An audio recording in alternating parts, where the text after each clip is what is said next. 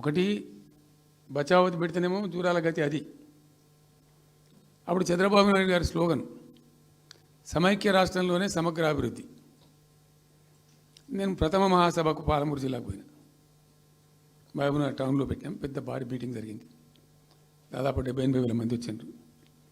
ఆ మీటింగ్లో నాకు బాగా కోపం వచ్చి, ఏమయ్యా చంద్రబాబు నాయుడు, అప్పటికి ఏంటంటే కర్ణాటకకి కొంత ముంపు ప్రాంతం ఏమిటి, జూరాల ప్రాజెక్టులో ఏంటంటే కొద్ది ముంపు ప్రాంతం కర్ణాటక రాష్ట్రంలో ఉంటుంది.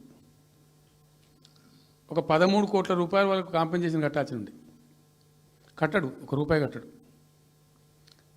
ఏమయ్యా చంద్రబాబు నాయుడు గారు, నువ్వు దత్తత తీసుకున్నావు, కథ తీసుకున్నావు, డైలాగులు చెప్తున్నావు, ఇక్కడ చచ్చిపోతాను జనము, బొంబాయికి వలసలు పోతుండ్రు. ఇటువంటి పరిస్థితులలో కూడా కర్ణాటకకు డబ్బులు కట్టడానికి డబ్బులు లేవా? ఇదేనా సమైక్య రాష్ట్రంలో సమగ్ర అభివృద్ధి అంటే?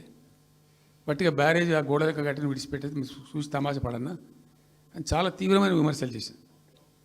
మోకాళ్ళ మీద పరిగెత్తి కట్టిండి చంద్రబాబు నాయుడు. అప్పుడు ఆ కర్ణాటక చెల్లించాల్సిన కంపెన్సేషన్ ఏదైతుందో మోకాళ్ళ మీద ఉరికి నా దాడి తట్టుకోలేక కంటిన్యూగా పెట్టాను.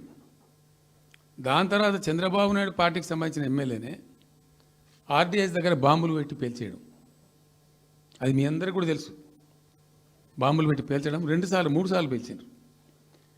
నేను ఫస్ట్ ఉద్యమంలో, తెలంగాణ ఉద్యమం స్టార్ట్ అయిన తర్వాత నేను ఎంచుకున్న ఎజెండా, నా ఎజెండాలో మొదటి పాదయాత్ర నేను చేసినటువంటిది జోగులాంబ టు గద్వాల పాదయాత్ర చేసిన.